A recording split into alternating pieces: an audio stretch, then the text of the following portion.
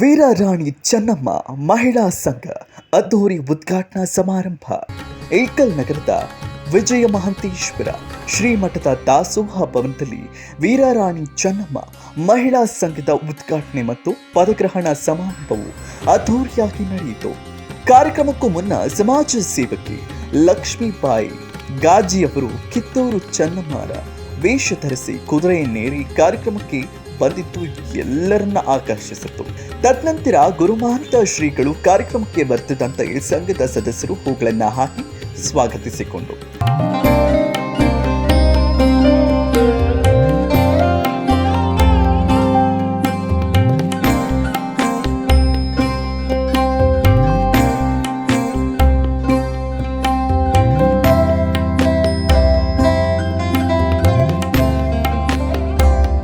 ವೇದಿಕೆ ಕಾರ್ಯಕ್ರಮವನ್ನ ಗುರುಮಹಂತ ಶ್ರೀಗಳು, ಸಂಘದ ಅಧ್ಯಕ್ಷೆ ರೇಣುಕಾಧೇನಿ, ಉಪಾಧ್ಯಕ್ಷೆ ಲತಾ ಹೇರೂರು, ಪಿಎಸ್ಐ ಶಹಜಾನ್ ನಾಯಕ್, ಮುರ್ತುಜಾ ಕೊಡಗಲಿ ಸೇರಿದಂತೆ ವೇದಿಕೆ ಮೇಲಿರುವಂತಹ ಗಣ್ಯರು ಜ್ಯೋತಿ ಬೆಳಗಿಸಿ ಕಿತ್ತೂರು ಚೆನ್ನಮ್ಮ ಮತ್ತು ಬಸವಣ್ಣನವರ ಭಾವಚಿತ್ರಕ್ಕೆ ಪುಷ್ಪಾರ್ಚನೆ ಮಾಡಿ ಮತ್ತು ಸಂಘದ ನಾಮಫಲಕವನ್ನು ಉದ್ಘಾಟಿಸಿದರು.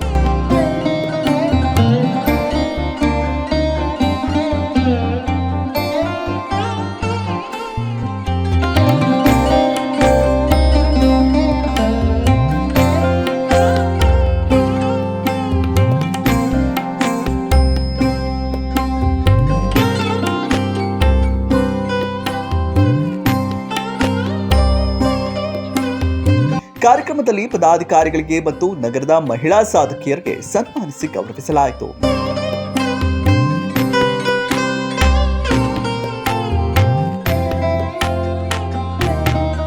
ಮುಖ್ಯ ಅತಿಥಿಗಳಾಗಿ ಆಗಮಿಸಿದ್ದಂತಹ ನಗರ ಪೊಲೀಸ್ ಠಾಣಾ ಪಿಎಸ್ಐ ಶಹಜಾನ್ ನಾಯಕ್ ಮತ್ತು ಸಾಹಿತಿ ಮುರ್ತುಜಾ ಬೇಗಂ ಮಾತನಾಡಿದರು. ಈ ಸಂಘವನ್ನು ಉದ್ಘಾಟನೆ ಮಾಡಿದಾರಲ್ಲ, ಅದು ತುಂಬಾ ಒಳ್ಳೆಯದಾಗುತ್ತೆ.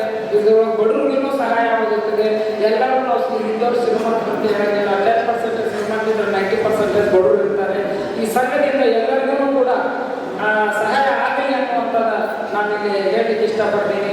ಎಲ್ಲ ತಾಯಂದಿರಿಗೂ ನೀವು ಈ ವೀರರಾಣಿ ಚೆನ್ನಮ್ಮ ಮಹಿಳಾ ಸಂಘದ ಉದ್ಘಾಟನೆ ಮಾಡಿದ್ದೀರಿ.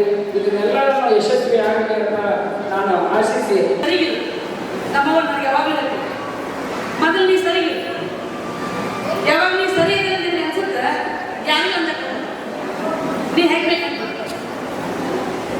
ಇದು ಒಂದೇ ಪಾಠ ನನಗೆ ಸಾಕು ಅಂತ ಅನ್ಬೋದು. ಅದು ಒಂದೇ ಪಾಠ, ಅದರ ಪರಿಪಾಠ ಇವತ್ತು ನಾನೇನಾಗಿದ್ದೀನಿ ಅನ್ನೋದಕ್ಕೆ ಸಾಕ್ಷಿ. ಈ ನಿಟ್ಟಿನೊಳಗೆ ಇದ್ದಂಥ ಪ್ರತಿಯೊಬ್ಬರು ತಾಯಿಯಂದ್ರೆ ಆಗಿರೋದ್ರಿಂದ ಒಂಚೂರು ಮಾತಾಡಬೇಡ. ಏನು ಅಂತಂದ್ರೆ ನಾವು ನಮ್ಮ ಮಕ್ಕಳಿಗೆ ಶಿಕ್ಷಣವನ್ನು ಕೊಡೋದಕ್ಕೆ ಬಹಳಷ್ಟು ಬಾಧ್ಯರಾಗಿದ್ದೀವಿ.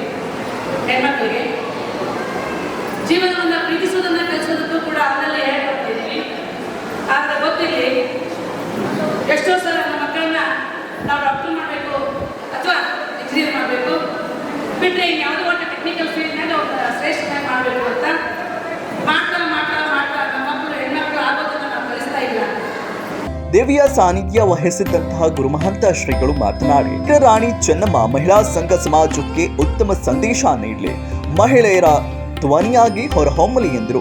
ಸೂರ್ಯನು ಮಹಾಪ್ರಕಾಶ ಮಾತಡೆನೆಯ ಅಸ್ತಂಗತನೆಂಬ ಹೀನ ಬೆಳೆದ ನಂತರ ಈ ಸೂರ್ಯ ಇಲ್ಲದನೆಲ್ಲ ಇಡೀ ಜಗತ್ತನ್ನೇ ಬೆಳಗ್ತಾನ. ಇಡೀ ಜಗತ್ತನ್ನೇ ಬೆಳಗ್ತಾನ ಸೂರ್ಯ. ಈ ಸೂರ್ಯ ಇಡೀ ಜಗತ್ತನ್ನು ಬೆಳಗ್ತಾನ. ಇಷ್ಟ ಅವನ ಪ್ರಭಾವಶಾಲಿ. ಸೂರ್ಯನಂತ ಮಹಾಪ್ರಕಾಶ ಜಗತ್ತಿನಲ್ಲಿ ಇನ್ನೊಂದು ಬೆಳಕಿಲ್ಲ. ಇಷ್ಟೆಲ್ಲ ಮಹತ್ವ ಇದ್ರು ಸೂರ್ಯ ಉದಯಿಸಲಿಲ್ಲ ಅಂದ್ರೆ ಬೆಳಗಿಲ್ಲ, ಮನುಷ್ಯ ಬದುಕಂಗಿಲ್ಲ. ಇಷ್ಟೆಲ್ಲ ಜೀವಸೆಲೆ ಸೂರ್ಯನ ಬೆಳೆದಂತಂದ್ರೆ ಇಷ್ಟೆಲ್ಲ ಇದ್ರು ಸಹಿತ ಅವನಿಗೆ ಏನೈತಂದ್ರೆ ಸೂರ್ಯ ಮುಳುಗಿರೋದು. ಸೂರ್ಯ ಏನ್ ಮಾಡಿದ? ಮುಳುಗಿರೋದು. ಈಗ ಯಾವ ಒಂದು ಮನುಷ್ಯ ಮನೆ ಮುಳುಗಿತು ನೋಡಂತ, ಮನೆ ಮುಳುಗ್ತಿರ್ತಾರೆ, ಊರು ಮುಳುಗ್ತಿರ್ತಾರೆ. ಊರು ಮುಳುಗಿದ್ರೆ ನಾಶ ಆಗ್ತಾನೆ. ಆ ಊರಿದ್ದಕ್ಕ ಇಂದ 10 ವರ್ಷ ಮುಳುಗಿತ ನೀರ ಮುಳುಗೇತಿ ಅನ್ನೋದೇನಿದು, ಇದೊಂದು ದೊಡ್ಡ ಅಪಮಾನ ಇದು. ಅದಕ್ಕೆ ಸೂರ್ಯನಿಗೆ ಅಸ್ತಂಗತನೆಂಬ ಹೀನ ಬೆಳೆದ ನಂತರ, ಅಸ್ತಂಗತ ಅಂದ್ರೆ ಏನು? ಮುಳುಗುವುದು. ಸೂರ್ಯ ಮುಳುಗಿದಂತ, ಸೂರ್ಯ ಮುಳುಗ್ತಾನ, ಆದ್ರೆ ಎಲ್ಲರ ಬಗ್ಗೆ ಸೂರ್ಯ ಮುಳುಗಿದಂತ. ಅದಕ್ಕೆ ಇದೊಂದೇನಿದು? ಕಳಂಕ, ಇದೊಂದು ಹೀನ. ಸೂರ್ಯನು ಮಹಾಪ್ರಕಾಶವಾದಡೇನೆಯ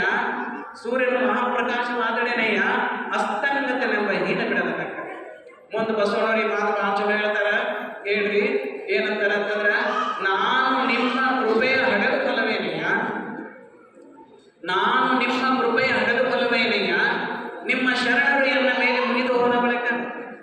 ನಿನ್ನ ದೇವರಿಗೆ ಹೇಳ್ತಾರ ಅವರು, ಅಲ್ಪ ನಿನ್ನ ಕೃಪಾ ಆದ್ರೆ ಏನು ಬರ್ತೈತಿ ನನಗೆ, ನಿನ್ನ ಕೃಪಾ ಆದ್ರೆ ಏನು ಬರ್ತೈತಿ, ನಮ್ಮ ಶರಣರೆಲ್ಲ ನನ್ನ ಮೇಲೆ ಸಿಟ್ಟಿಗೆ ಹೋದ್ರೆ ನಿನ್ನ ಕೃಪಾ ತಗೊಂಡು ಏನ್ ಮಾಡ್ತಾರೆ, ನಿನ್ನ ಕೃಪಾ ತಗೊಂಡ ಏನ್ ಮಾಡ್ಲಿ, ನಾನು ನಿಮ್ಮ ಕೃಪೆಯ ಹಡಗು ಫಲವೇನೆಯ, ನಿಮ್ಮ ಶರಣರು ಎನ್ನ ಮೇಲೆ ಮುಗಿದು ಹೋದ ಬಳಿಕ. ಅಯ್ಯ ಕೂಡಲ ಸಂಗಮ ದೇವ, ನಿಮ್ಮ ಶರಣರ ಕರುಣೆ ಎನ್ನ ಮೇಲೆ ಹುಟ್ಟಿ ಬಪ್ಪಂತೆ ಮಾಡಿ. ಎಷ್ಟು ಅಂದ್ರೆ ಸಮಾಜಕ್ಕೆ ಅದಕ್ಕೆ ಬಸವಣ್ಣವ್ರಿಗೆ ಏನಂತಾರೆ, ಜಂಗಮ ಪ್ರಾಣಿ ಬಸವಣ್ಣ ಅಂತಾರೆ.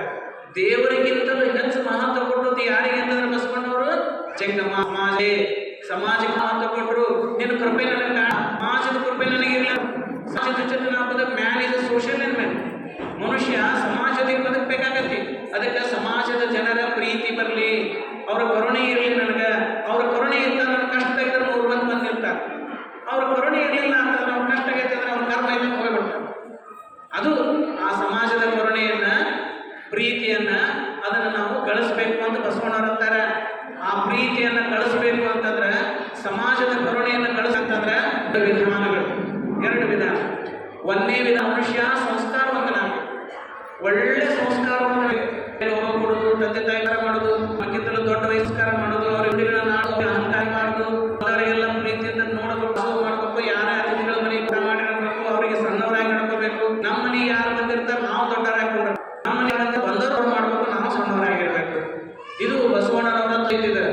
ಅವ್ರು ನಮ್ಮ ಮನೆಗೆ ಒಂದು ನಾಲ್ಕು ಗೌರವದಿಂದ ನಾವು ದೊಡ್ಡವರಿಗೆ ಬಂದವರು ಸಣ್ಣ ಮಾಡಿದ್ರೆ ಅಂತಂದ್ರೆ ಇನ್ನು ಮನೆಗೆ ಅಂತ ನಾವು.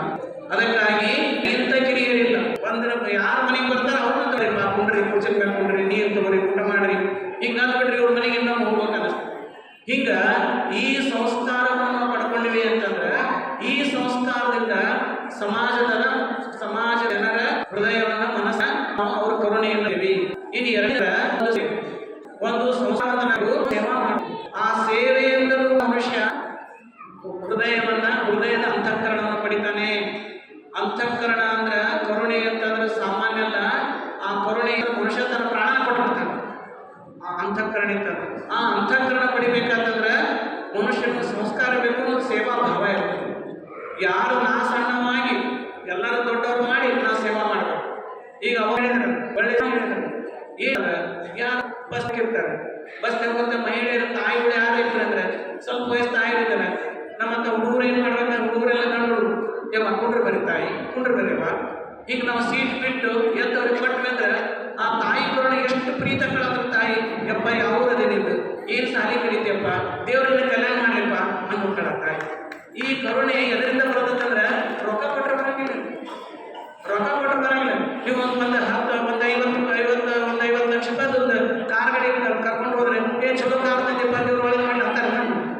ಇಲ್ಲ, ರೊಕ್ಕ ಇದು ಒಯ್ದ ಕೂಡ ನಾವು ತಂತಾರೆ, ಏನು ಕರುಣೆ ಇಲ್ಲ. ಆದ್ರೆ ಅದೇ ಒಂದಿಷ್ಟು ನಮ್ಮ ತಾಯಿಗೆ ಏನಾದ್ರು ತೊಂದರೆ ಆದ್ರೆ ಬಿಟ್ಟಾಗ ಒಂದಿಷ್ಟು ಕರುಣೆಯಿಂದ ಸೇವಾ ಮಾಡಿಬಿಟ್ರೆ ಎಲ್ಲಿ ಬೇಕಾದ್ರೆ ಎಲ್ಲ ಆರಾಮದೇನೆ ಅಂತ ಕೇಳ್ತಾರೆ. ಈ ಕರುಣೆ ಅದು ಒಂದು ಸೇವೆಯಿಂದ ಬರ್ತೈತಿ, ಒಂದು ಸಂಸ್ಕಾರದಿಂದ ಬರ್ತೈತಿ. ಇದರಿಂದ ಏನಾದ್ರೆ ಸಮಾಜದ ಅಂತಃಕರಣವನ್ನು ಪಡೀಲಿಕ್ಕೆ ಸಾಧ್ಯ ಐತಿ. ಅದಕ್ಕಾಗಿ ಮನುಷ್ಯನಿಗೆ ಸಮಾಜದ ಅಂತಃಕರಣ ಅಂದ್ರೆ ಅದು ದೇವರ ಕರುಣೆನೇ, ಅದಕ್ಕೆ ಈ ಸೇವೆಯನ್ನು ಮಾಡಲಿಕ್ಕೆ ಒಂದು ಸಂಘಟನೆ, ಒಬ್ಬರಿಗೆ ಸೇವೆ ಮಾಡೋಕ್ಕಾಗಿಲ್ಲ, ಎಲ್ಲರೂ ಕೂಡಿ ಸೇವೆ ಮಾಡಿದ್ದಾರೆ ಅಂದ್ರೆ ಒಂದು ಇಡೀ ಸಂಘದ ಮೇಲೆ ಒಂದು ಒಳ್ಳೆ ಅಭಿಪ್ರಾಯ. ಅದಕ್ಕಾಗಿ ಈ ಸೇವೆಯನ್ನು ಮಾಡಲಿಕ್ಕಾಗಿಯೇ ಇವತ್ತು ಈ ಸಂಘಟನೆಯನ್ನು ಮಾಡಿದ್ದಾರೆ. ಒಂದು ಸಂಸ್ಕಾರ ಕೊಡುವಂಥ ಕಾರ್ಯ, ಇನ್ನೊಂದು ಮಾನವ ಕುಲಕ್ಕೆ ಸೇವೆಯನ್ನು ಮಾಡುವಂಥ ಕಾರ್ಯ. ಅದು ಸೇವಾ ಮಾಡುವಂತಾಗ ಜಾತಿ ನೋಡೋಣ, ನಾವು ಎಲ್ಲ ಮನುಷ್ಯ ಕುಲ ಅಂತಂದ್ರೆ ಎಲ್ಲ ಒಂದ ಕುಲ ಇದೆ. ಇನ್ನು ಈ ಕಾರ್ಯಕ್ರಮದಲ್ಲಿ ವೀರರಾಣಿ ಚೆನ್ನಮ್ಮ ಮಹಿಳಾ ಸಂಘ ಎಲ್ಲ ಸದಸ್ಯರು ಉಪಸ್ಥಿತರಿದ್ದರು. ಇನ್ನು ಪದಾಧಿಕಾರಿಗಳು, ನಗರದ ವಿವಿಧ ಮಹಿಳಾ ಸಂಘಟನೆಗಳು ನೂರಾರು ಸಂಖ್ಯೆಯಲ್ಲಿ ಭಾಗವಹಿಸಿದರು. ಇನ್ನಷ್ಟು ಅಪ್ಡೇಟ್ಗಳಿಗಾಗಿ ಫಾಲೋ ಮಾಡಿ ವಿಜಯ ಧ್ವನಿ ನ್ಯೂಸ್.